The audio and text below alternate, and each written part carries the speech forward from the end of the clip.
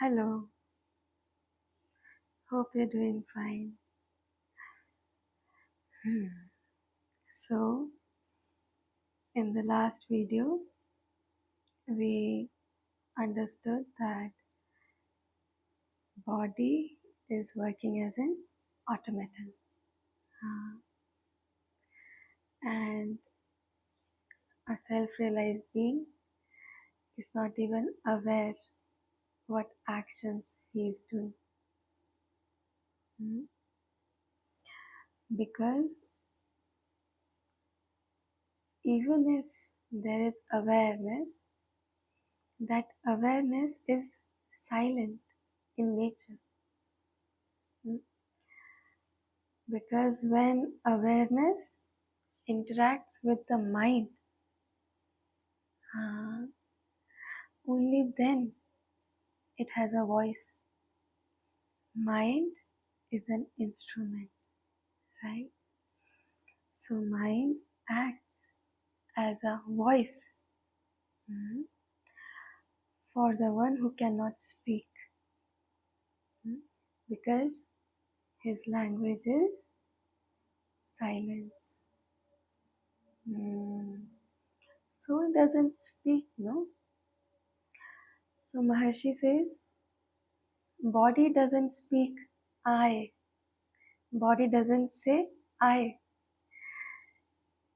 Atman doesn't say I. The self doesn't say I. Hmm. It is the mind in the middle that says I. I exist. Because body is jad. Body cannot speak. The self is silent in nature. Hmm. And thus it cannot speak. Ah, but the mind, it speaks because it has assumed its separate entity. Right? Yeah. So this is what we understood in the last video. In this video, we will understand what are the contradictions. Hmm. If you start to navigate these contradictions right from the beginning, just as I did, hmm, so you will be able to progress quicker in sadhana. Hmm. Otherwise, what happens is you will take one statement of the Guru to be true for a decade, for 15 years. Huh? And then after 15 years, you will realize, oh, Guru has said one more statement which is completely contradictory to the one I had been believing. Huh? And now, after 10 years, after 15 years, I am realizing that I must change my ways because the Guru has changed his statement. Hmm. And so, if you start to walk on this path with discernment, hmm, with the ability to understand the heart of your Guru, what is the Guru actually trying to say in this statement? Huh? If you understand it in this way, you will grow much quicker. Hmm. Okay. We will pick up this topic of contradictions and paradoxes, huh, in Bhagwan's teachings after a while. Hmm? In the beginning, let us discuss something different. Hmm. This will ultimately relate with our topic of paradoxes and contradictions towards the end. So I received a question, mm, and the question is such that the individual was able to experience Sphurana, uh, and they experienced it for 2 3 days, hmm, for a week, yeah, for a week. But then after that, Sphurana was taken away from them, hmm, and they started watching Maharishi's videos, talks with Raman Maharishi, and they were on the ninth video, if I'm not wrong. I think there are 14 videos altogether in that playlist. 11 are for talks with Raman Maharishi, and one is for Gita Saram, and then Who Am I? मैं कौन हूँ? 28 प्रश्न, 13 questions, 13 videos. So in that playlist, this person was on the ninth video, and because they were following Bhagwan's teachings with determination, they had this experience, and they mentioned that Sphurana happened to them within the chest cavity, and it burst out and gave bliss and pleasure like an orgasm. Hmm? And for a week, for an entire week, they felt as if they have reached some other level. Huh? But then Sphurana was taken away from them. Hmm. And now they are confused whether they have made some mistake because of which Sphurana has been taken away, whether there are some lifestyle choices that they have made that prompted Sphurana to depart again. So I answered whatever was suitable to answer in written format, but I would like to address this query here. Mm. See, in order to give you an experience of Sphurana, Guru has to dissolve many energy barriers. Huh.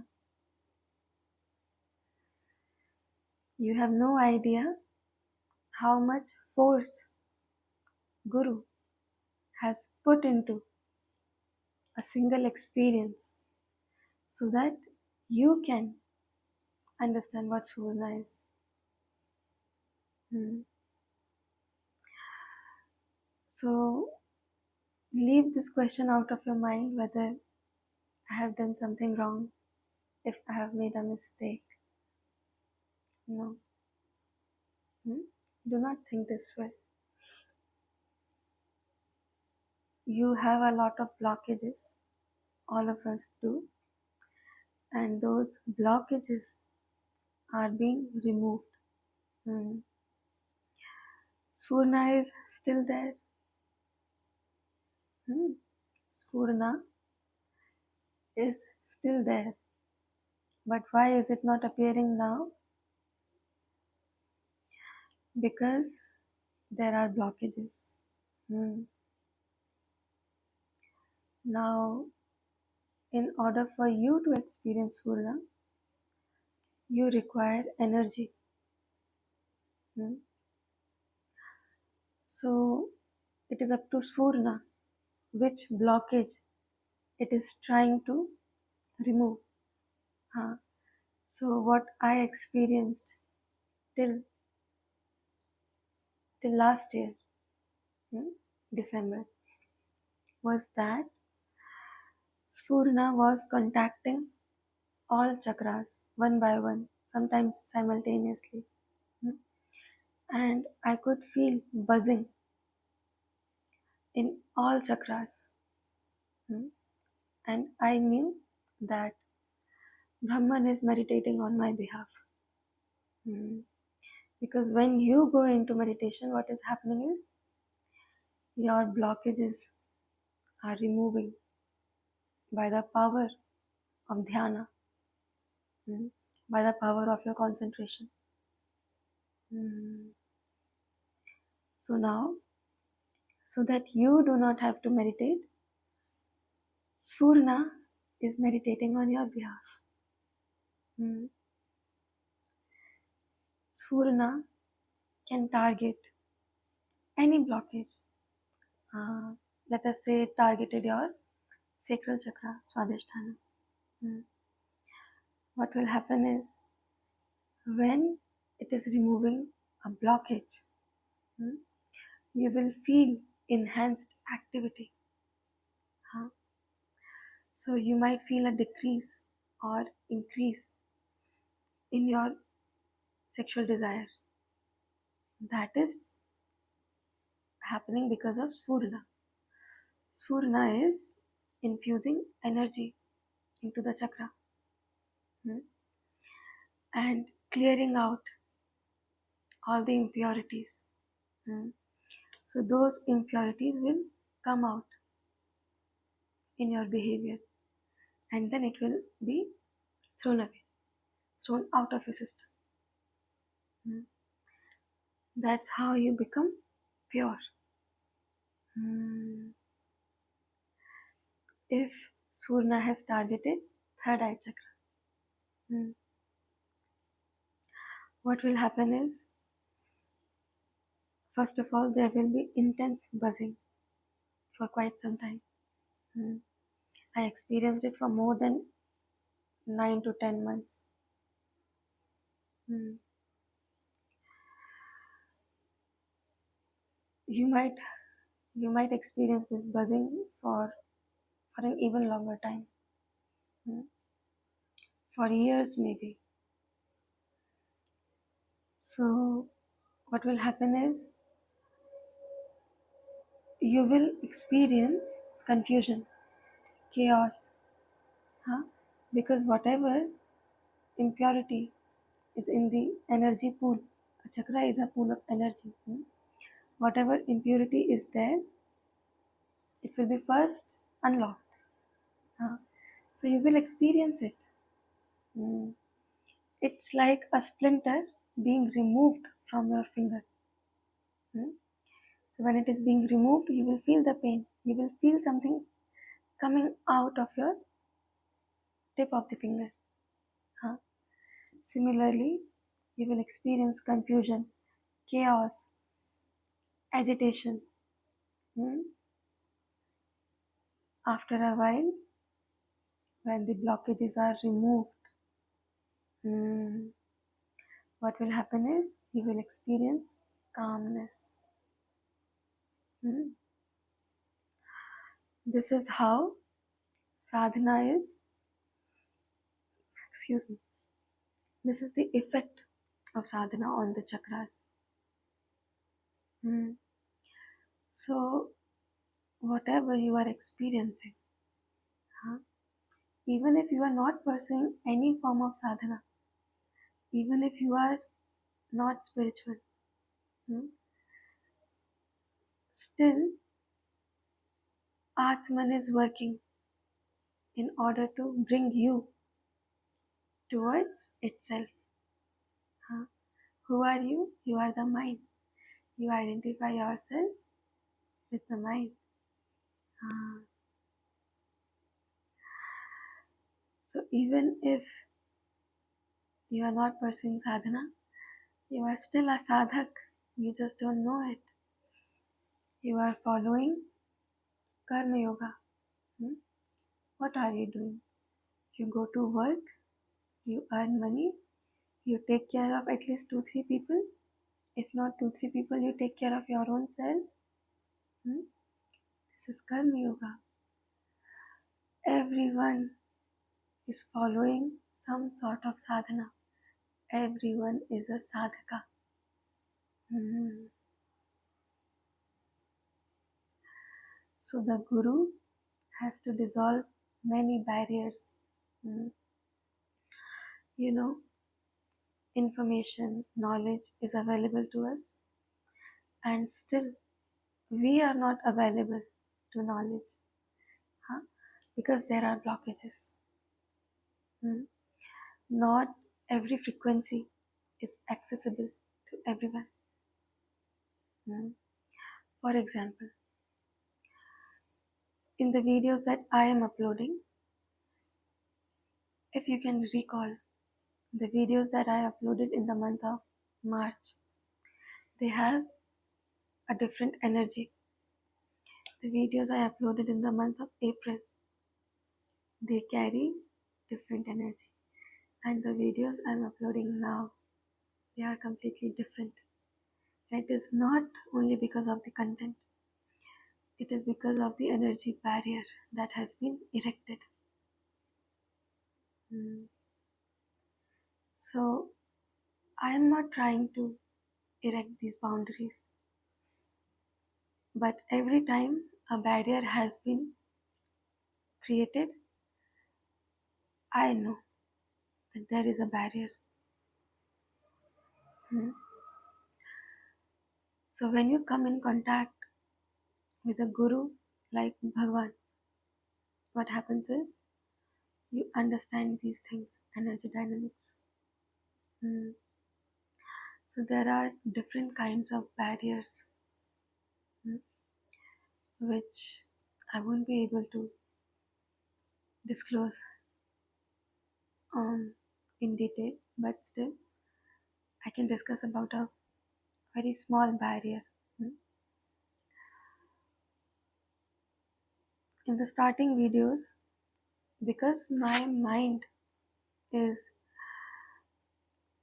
not working as it normally does, mm, I was making a lot of mistakes while speaking. Mm. Grammatical mistakes, not conceptual mistakes. But the moment I made the very first mistake, I was recording the video and I suddenly gained this understanding, oh, this is a barrier. Mm. So the people who get agitated when they hear or read some grammatical mistake, that means when they observe an imperfection, mm, and they think that no, I don't want such kind of content, I'm gonna leave. Huh? Those people are too immature to consume this content. Huh? So that's a barrier right there. Mm. Similarly, you look at you look at these videos and the thumbnail of these videos, it's actually slightly different than the video. Hmm? Yes, it's because that's a photograph, and in the photograph different lighting are being captured, I don't know why, and in the video the color contrast is different. Huh? But if you are looking for perfection, hmm, it will repulse you, and within 1 or 2 minutes of watching the video you'll be like, I don't want to watch this, and you'll leave. Hmm? So these are very small types of barriers. There have been big, more important barriers as well, which I cannot disclose. Hmm? So there are barriers, huh? And it is up to the guru to dissolve your barriers. Hmm. What actually happens is, if if you are obedient to the guru, if you are faithful, if if you have a desire to learn, only then these barriers are dissolved. Hmm. This is why knowledge is safeguarded. Hmm. And this is how it is protected. Huh.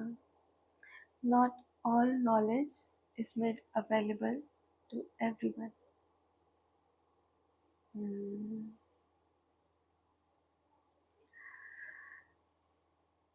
For example, currently, people who are pursuing Hatha Yoga, hmm, they are not available to Gyan Marga. But once they have sufficiently practiced yoga, hmm, when due to pranayama, they have learned how to concentrate the mind. hmm. So, for example, currently Isha Foundation hmm, is doing incredible work when it comes to yoga. Hmm. But after a while, when these people they are perfectly trained, hmm, they will become mature enough to follow the path of Gyan Marga. Hmm. And so this knowledge will become accessible to them then. Hmm. Currently, they are available to Hatha Yoga. They are learning how to focus, how to concentrate the mind. Hmm. And these are the kind of people who will be initiated into self surrender or self inquiry as per the temperament of the disciple. Hmm. So, we are here in different batches. Hmm.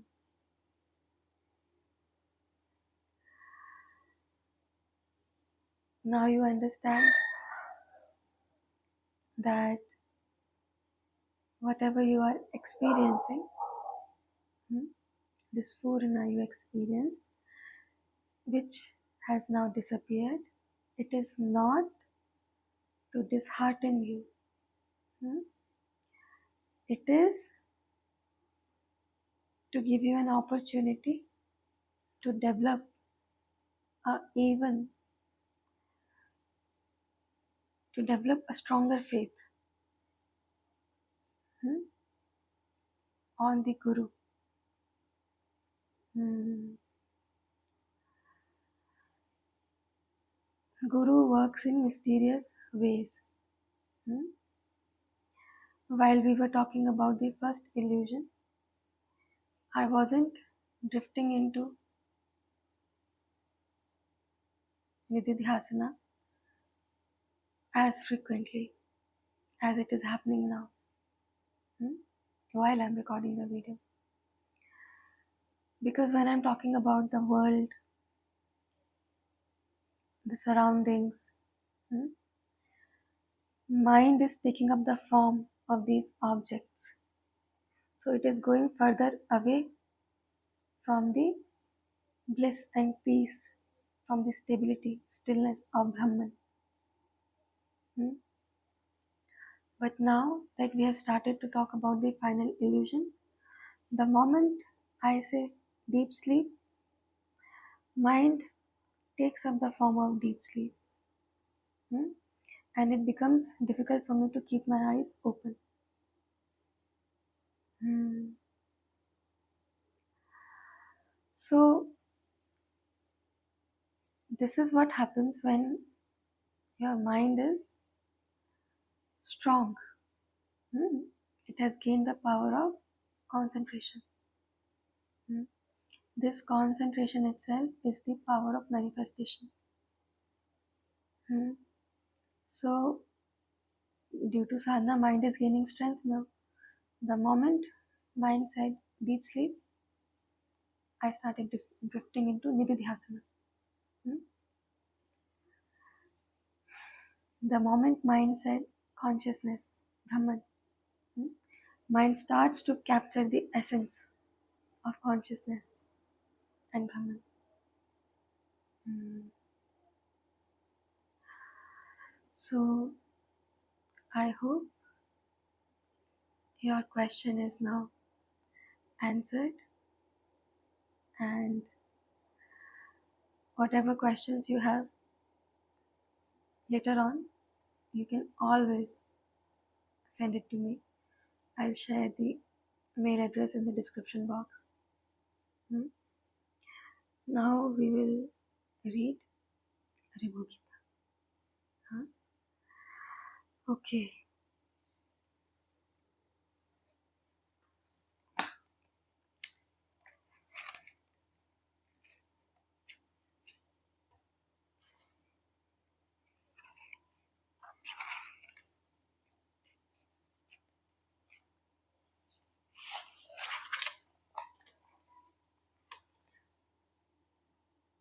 The relationship between Ribhu and his disciple Nidaga. Hmm. So, the relationship between a master and a disciple is always captivating, huh? Because these masters, they know very well how to capture the heart of the disciple, huh? Because if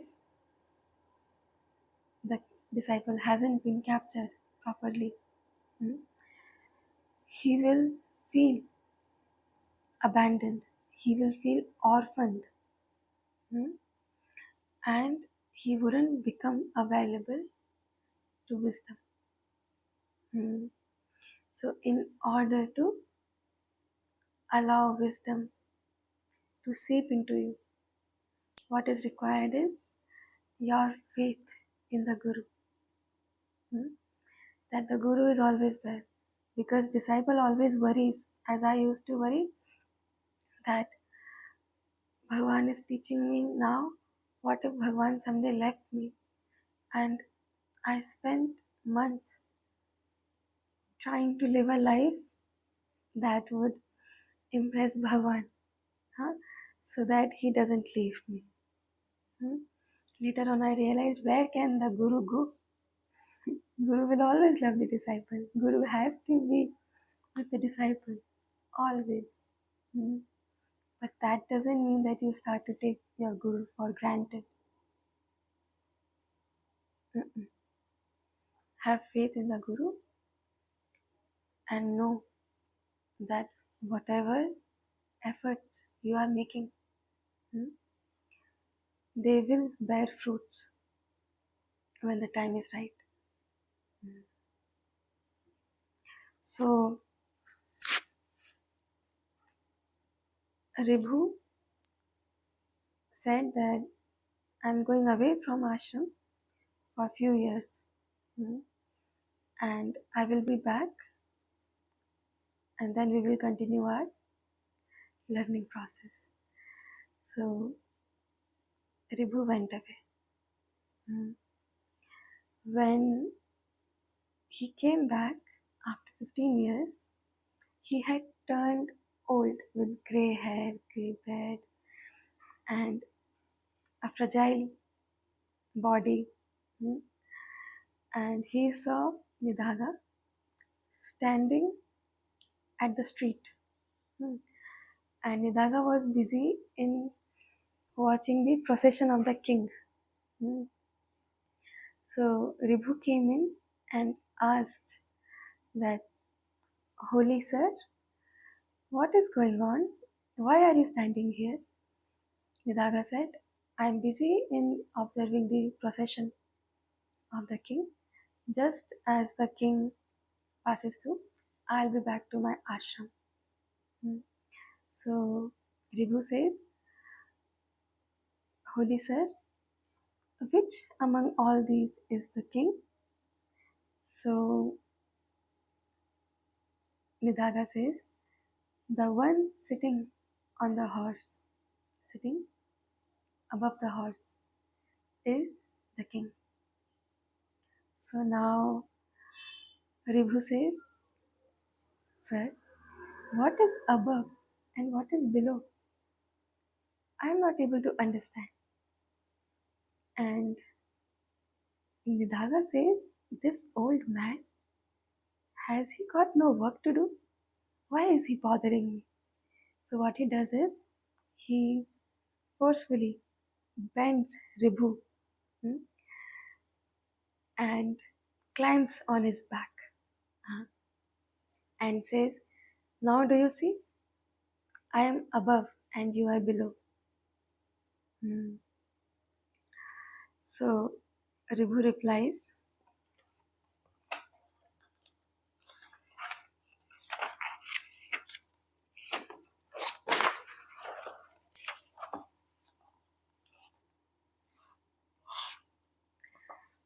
Ribhu says, oh, thank you so much. I am not bothered about the terms above and below. I do not understand what is I and what is you, as mentioned by you. Now I call myself I. Just now you called yourself I. Who is the real I? Hmm? So, hearing this, Nidhaga realized that the old man appearing as a farmer was none other than his revered master and prostrated before him. Nidhaga said, who else but my Guru can ask such a question? You please teach me the ultimate learning. Hmm. And from thereupon, Ribhu begins. Huh? Ribhu starts saying, I am the Supreme Brahman. I am the Supreme Bliss. I am what I am. मैं वो हूँ जो मैं हूँ. I am consciousness. I am the supreme divine truth. I am Brahman alone. I am always pure, awakened, eternal, and blemishless. I am the perennial bliss. I have no name nor form. I have no attachment. I am the Brahman alone. I am bereft of all actions and all differences. I have no doubts. I have no ego, nor do I have the ego that I am egoless. I have none of the qualities attributed to the Trinity, Brahma, Vishnu, Shiva. I am neither significant, insignificant, nor supreme. I am all the insignificant things, and I am the supreme too. When once a sadhaka is aware of the world, observe the contradictions. Huh? I am neither insignificant nor supreme. The world has no existence of its own, and it was never created. It is an illusory appearance, like the mirage or dream. There is no ego or mind also.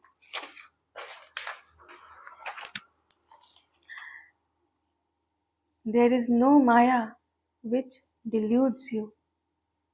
There is no hearing, Sravanam, reflection, Mananam, or sitting with an one-pointed mind, Nididhyasanam. These are all the most important and intimate sadhanas prescribed in the orthodox scriptures. There is no ignorance. You see, there is no Maya which deludes you. There is no hearing, reflection, or nididhyasanam. Hmm? These are all the most important and intimate sadhanas. So there are no sadhanas, but there are sadhanas. Hmm. The holy places like the Ganga, Gaya, Rameswaram, etc. do not exist, nor the rituals connected with them. Hmm. The five basic elements do not exist. There is only Brahman.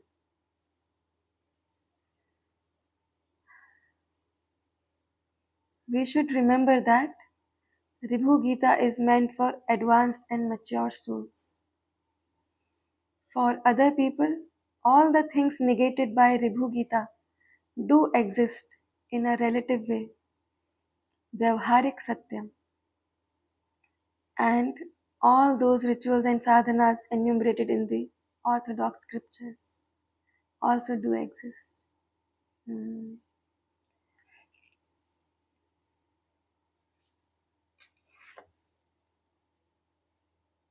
Did you see the trend?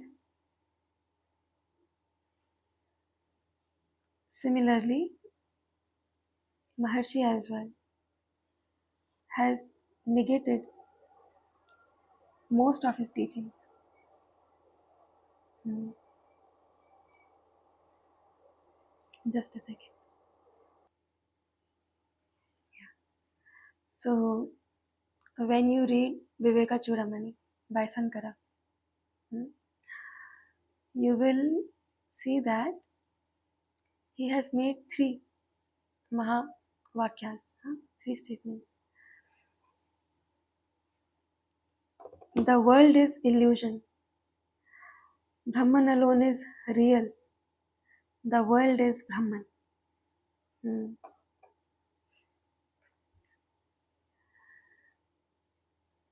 The world is real. Brahman alone is real. The world is Brahman. I'm sorry. यहाँ बिल्लियाँ आती हैं तो उन्हें खाना देना होता है. So we were discussing that the world is an illusion. Hmm? Now this is the contradiction. Hmm? And this is what you have to prepare yourself for, hmm, to navigate through these contradictions. Hmm. Currently, you are only aware of the world, hmm, and the mind. If the mind is not there, world is not there. Hmm. And thus Maharshi says, the mind is samsara. Hmm. If there is no mind, there is no samsara. Hence, the mind is samsara. Hmm. So now,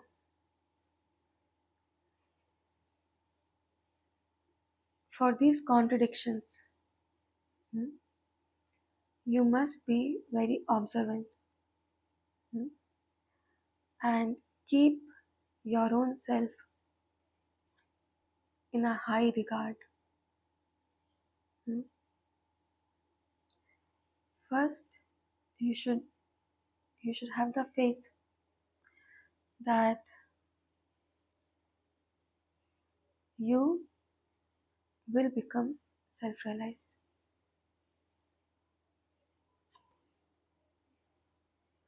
That you will become self-realized.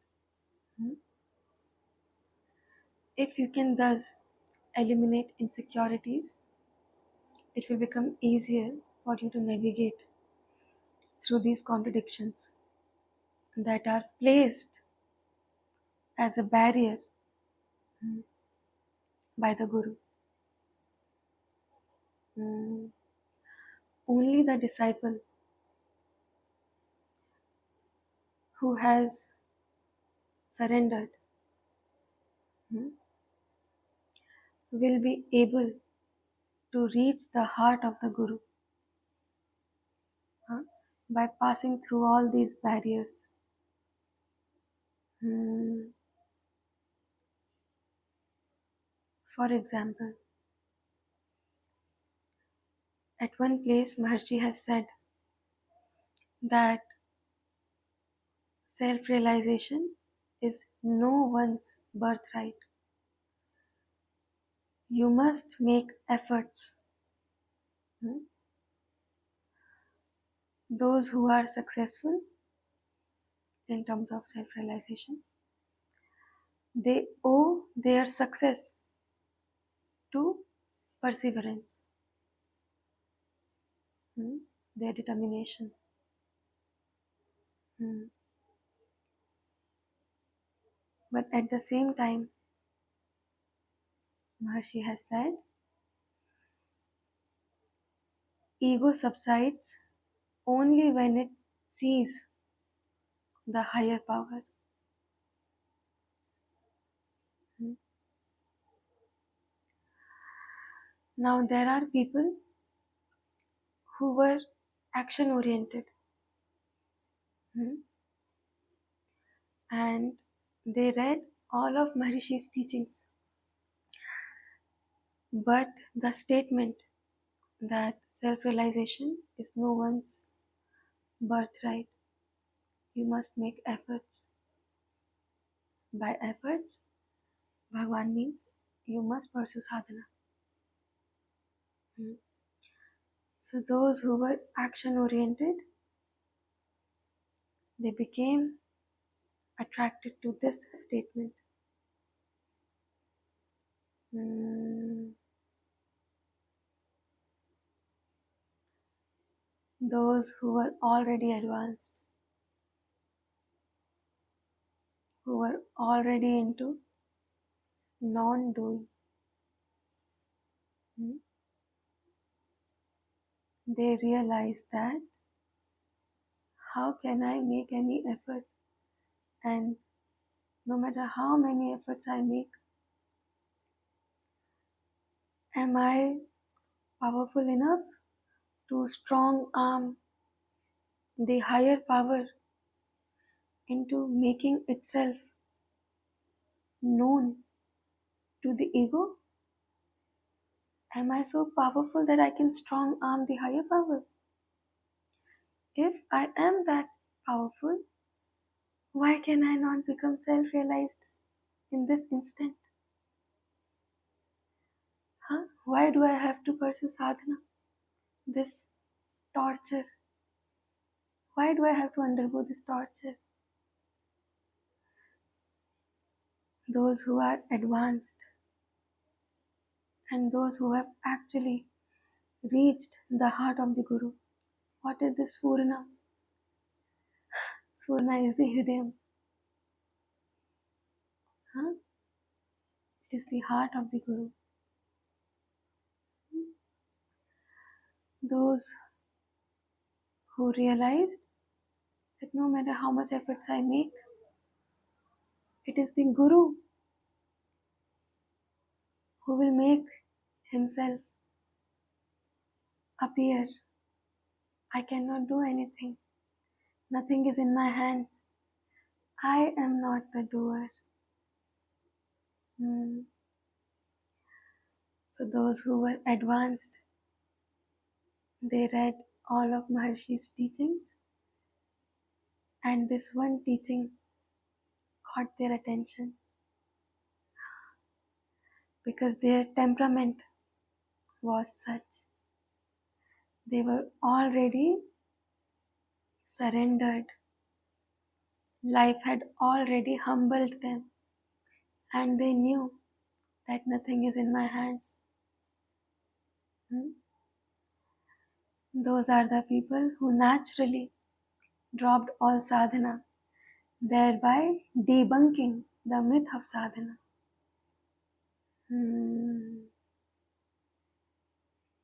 You see, another example of contradiction is that we read in the book Be As You Are, that Maharshi has said, the self is not the light, it is not the darkness. But at the same time, when you listen to the video Talks with Raman Maharishi Part 5, somewhere in the 18th minute of that video, you will listen Bhagwan saying that a devotee remarks that Sphurna occurs in the right side of the chest cavity, and another devotee remarked that here is the point where you see the light. Huh? And Bhagwan says, yes. He further remarks that in Sushupti, in deep sleep, sense organs are drowned in darkness. And in Samadhi, sense organs are flooded with light. But at the same time, Maharshi is now negating that no, the self is not the light, it is not the darkness. And it is because the Samadhi they were talking about is not the final state.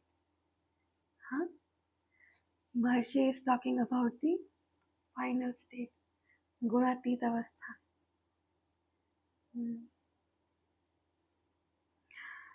And thus, Guru's teachings have contradictions. And yet, they are always in alignment.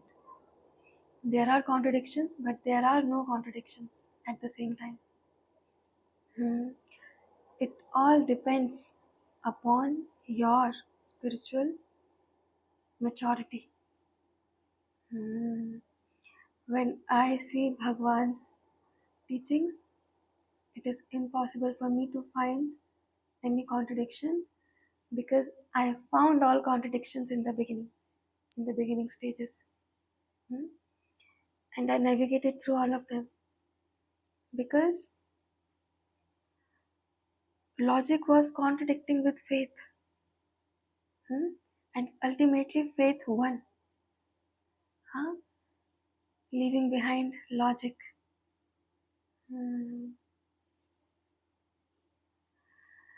So logic has to be left behind. Check it out at the baggage counter. You must walk with faith. Now, whatever Maharshi has said, he has replied to the questions.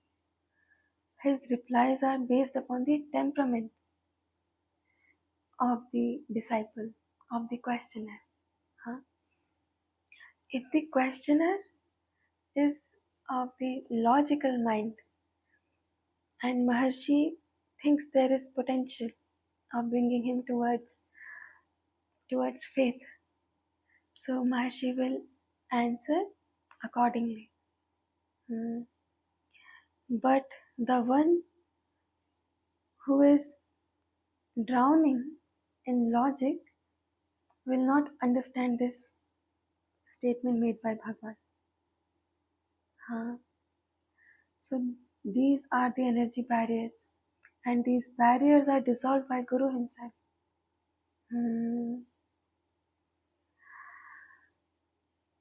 The people who think that they have to make a lot of efforts in order to become self realized are the ones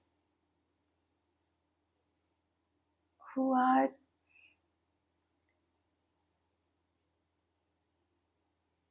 low in self esteem.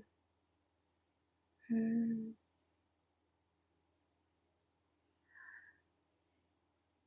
If you know that in this birth self realization is your aim and you are going to target the aim no matter what happens, hmm, you will arrive at the target. Hmm. And so, energy barriers exist and they will be dissolved only by the Guru. Hmm. I am going now, but before this, can we finish this chapter?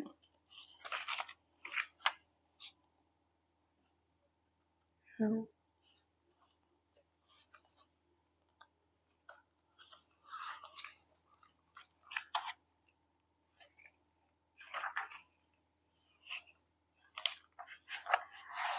No matter how much of this book we are able to finish before this month ends, hmm, make sure that you are at least listening to the audiobook. Hmm. Once you have completed the entire audiobook, start listening to it once again. Huh? Start listening to it as a habit. Hmm? Because this book will actually. Oh, yeah, I missed the point. I started with Adi Sankara's Mahavakyas. Hmm? The world is an illusion. Brahman alone is real. The world is Brahman. Huh? So these three statements they are contradicting with each other.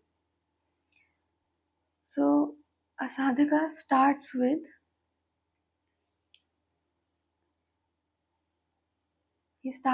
thinking the world is an illusion. That is the beginning of sadhana. Hmm? Because before that we think this world alone is real because we are only aware of the world. Hmm? So when the journey begins, you realize the world is unreal, it is an illusion. Hmm? And Brahman alone is real. Because now, by the grace of the Guru, you are realizing what is not real. The world is not real. The body is not real. The mind is not real. And what is real?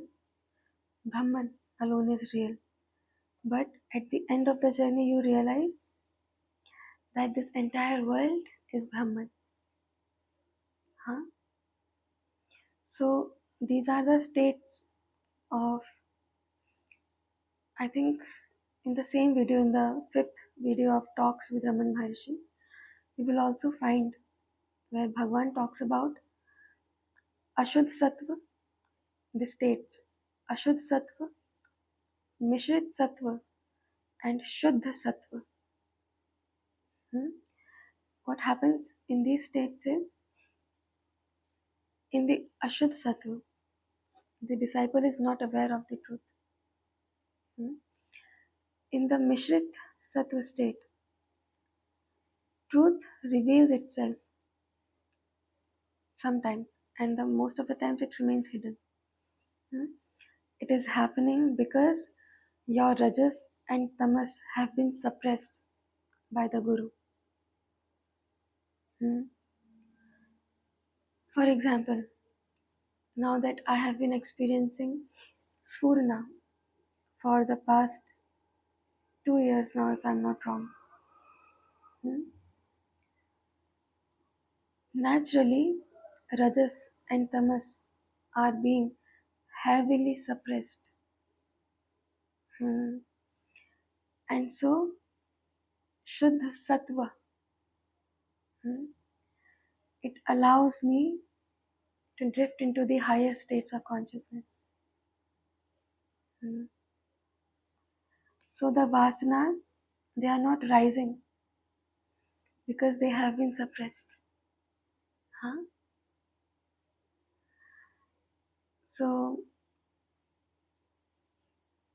the journey will end when the sadhaka sees the world as Brahman. Huh? Okay, I'm going now.